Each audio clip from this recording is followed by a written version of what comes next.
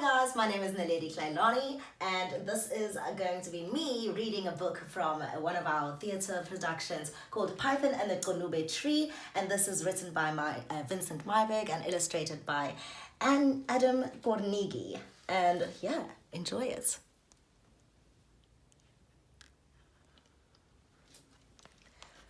Python and the Qunube Tree. Long kudala time ago in the forests of Swaziland.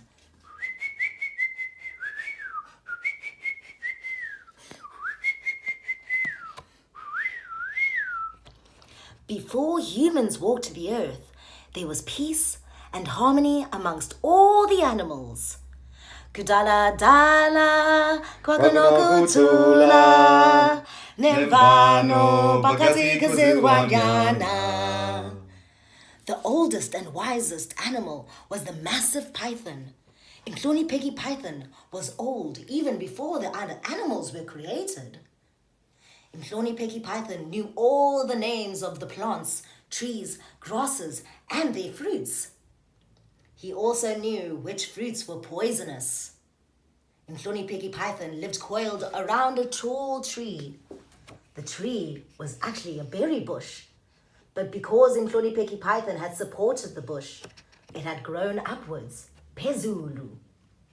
There was no need for Python to leave the tree, as it supported him with all the juicy red berries he needed all year round.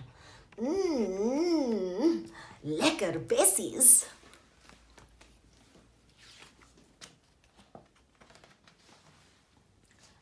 One year, there was a terrible drought. Imbalela, Drukta. The only tree that survived was Python's Qunube Tree. The animals were very thirsty and hungry. None of the animals dared to ask Python if they could eat the berries from his tree. Julle was bang. Babe so yizka. As the drought wore on, the animals became desperate. They were starving and dying from thirst. Uncle Inkonyama the lion called all the animals together for a meeting. They decided to send Qunube Python a message asking for the name of his tree and if they would be so kind as to share his juicy berries. First, they sent Rat, Dirot, Impuku. Qunube Python received them kindly. Yebo! All the animals are welcome to eat the berries of my Qunube Tree, Qunube Python said. Impuku the rat raced back to tell the other animals the message. But as he had been racing, he had been thinking of his empty stomach. And by the time he reached the animals, he had forgotten the message. Impuku het die boodskap vergeet. Impuku yalibala. The animals were angry and they drove Impuku away. Gaan weg, Impuku! Hamba! The animals cried. Next, they sent Gemsbok. Qunube Python was amazed at Impuku's forgetfulness, but he gave the same message to Gemsbok. On his way back, Gemsbok discovered a few blades of grass that were still green. He rushed over to eat them.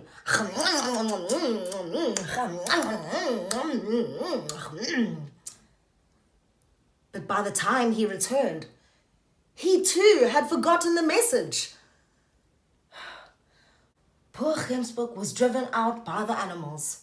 Gaan weg, Gemsbok, hamba! Cried the animals. Finally, the animals pleaded with Uncle Inkonyama the lion to undertake the mission.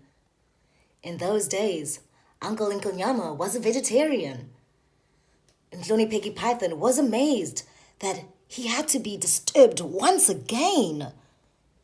He told Uncle Inkonyama the tree's name and invited all the animals to come share the fruit. On his way back, Uncle Inkonyama was so weak from hunger, he fell down and went to sleep. Inkonyama, Yalala. When he awoke, he had also forgot the message. Oom Ngonyama het ook die boodskap vergeet. Uncle Ngonyama crept back to the meeting place, ashamed and disgraced. Even their trusted uncle had failed them. The animals were angry and full of despair.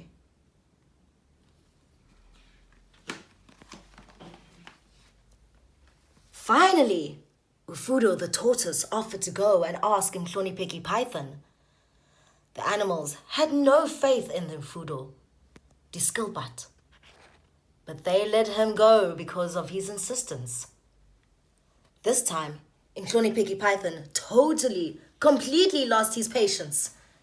Julle het almal my boodskap vergeet. I told you I would share my berries. I will not tell you the name of my Qunube tree again, Python cried.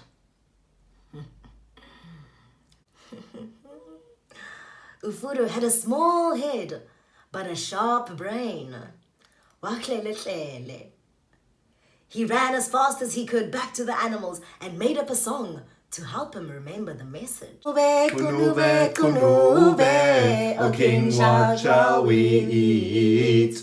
Qunube, Qunube, Qunube, the clever ones forget. Qunube, Qunube, Qunube, the tree will save us all. When Ufudo returned and sang his song to the animals, they all stumbled over to Qunube Python's tree.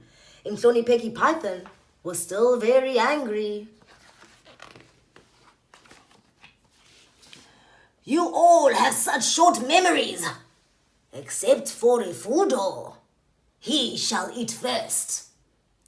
Qunube Python hoisted Ufudo high into the branches so he could eat his fill of juicy red Qunube berries first. Die bessies was lekker. Qunube, I'm a nandi. When Ufudo had his fill, Qunube Python uncoiled his body and let all the animals eat to their heart's content. Qunube Python never returned to the Qunube tree. The long-awaited rains came, soon after filling the streams and the rivers.